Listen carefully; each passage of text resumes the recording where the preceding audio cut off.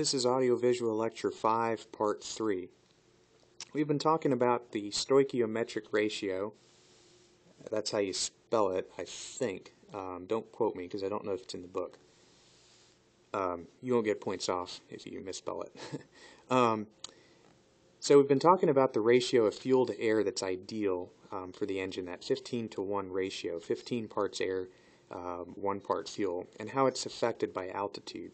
These are just numbers that I'm using to make the math come out right for it to be a little more, hopefully a little more understandable. So if we don't adjust for altitude, we know that there's less air density as we go up. So the higher we go in altitude, the less air that there is. So if we're at sea level, let's just say that we have 60 parts of air and 4 parts of fuel.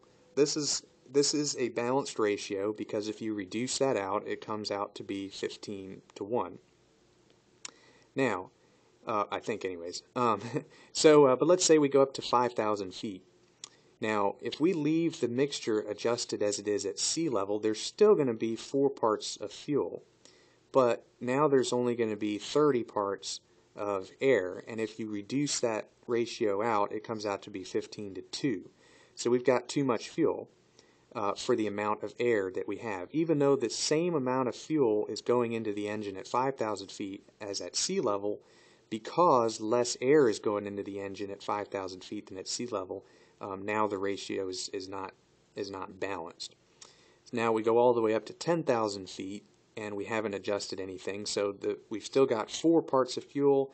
Now we've only got 15 parts of air. So now it's 15:4. It's even more out of whack. So this is what we would call too rich of a mixture. When there's too much fuel in the fuel-air ratio, that's called rich. When there's too little fuel, it's called lean.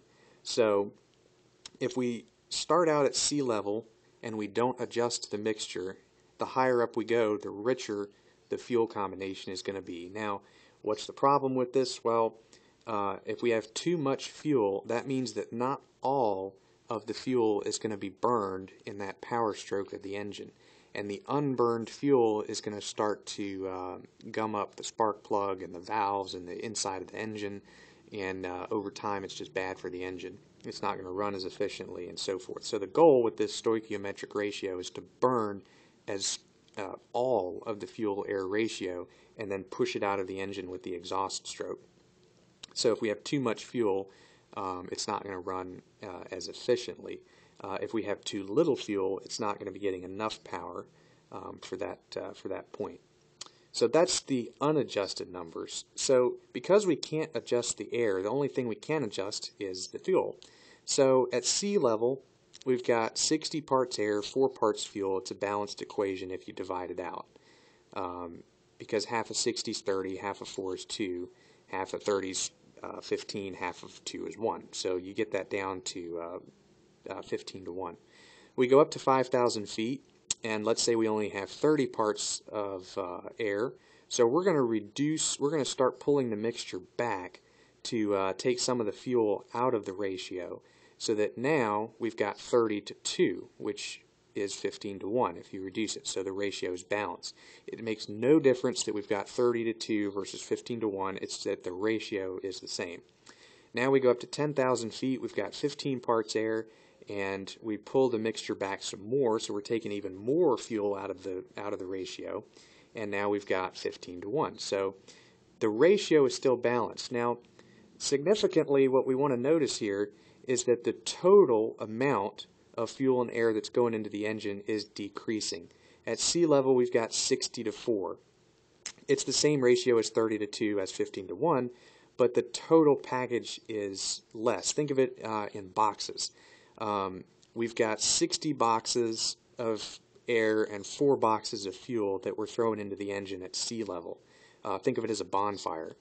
We're throwing 60 boxes of air and 4 boxes of fuel into the fire. It's going to be a pretty big fire. And it's a balanced fire because it's 60:4. At 5,000 feet, we're making another bonfire, but now we're only throwing 30 boxes of air and 2 boxes of fuel onto it. It's still going to be a pretty good sized fire, but not as big as the one at sea level because we're not throwing as much on the fire. At 10,000 feet, we're only throwing 15 boxes of air and one box of fuel. It's starting to get to be a kind of a small fire compared to the one down at sea level. It's still a very balanced fire, and it's a very stoichiometric fire, but it's still less of a fire. This is getting to sound like an Abbott and Costello routine, but you get the idea. And just to make sure that it all makes sense, we're going over it in the same terms over and over and over again.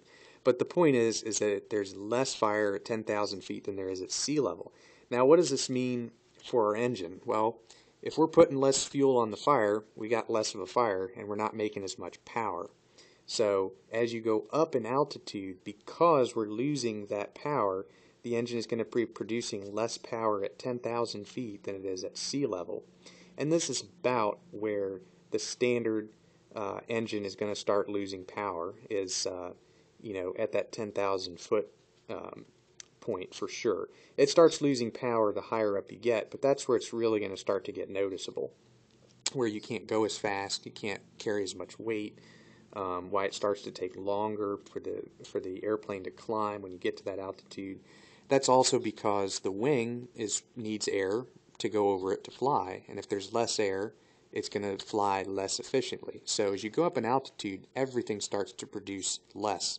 The wing is going to be less efficient, the engine is going to be less efficient, and so forth as you go up in altitude. So the carry away from this is that there's a general decrease in performance the higher up in altitude that you go. Now, someone thought about how to keep this from happening, at least with the engine, and the text will go on to describe turbochargers and superchargers.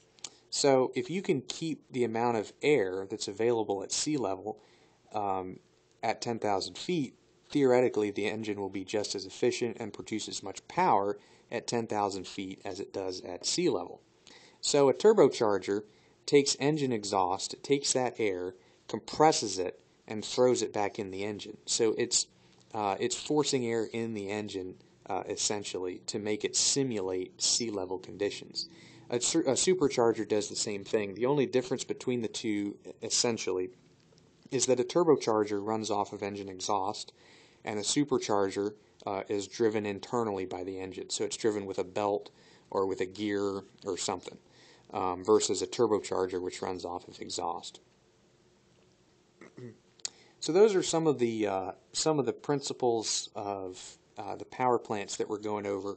Obviously, you can really get down into the weeds with power plants and the systems and how they work, but that's an idea of how some of the concepts work, and that's just kind of the start. You can go into it a lot more from there, but this is just the overview. This is just Aviation Physics 1, so we're not going to beat it to death other than just going into the concepts. So definitely read the text, go through the lecture, once, take some notes, go through it twice if you need to, reread the material. Hopefully some of it will start to make sense, and the quiz will be a good way. There'll be some extra questions on the quiz just to try to help you visualize it and help you find the right information to really get comfortable with the concepts. And obviously ask any questions that you have. Go out and look at your car. It's probably buried under the air conditioning and all the other things that are sit on top of a modern engine, but Google some pictures of aircraft engines. If you're near a good aviation museum, check to see if they've got examples of engine exhibits, especially cutaways. The Smithsonian usually has pretty good exhibits with cutaway engines that you can see the inside of it and even how it works in motion. But explore it a little bit and look up the parts that don't make sense. Send me questions if you've got them, and just to get a basic understanding of power plants. Okay, well that's all for Lecture 5.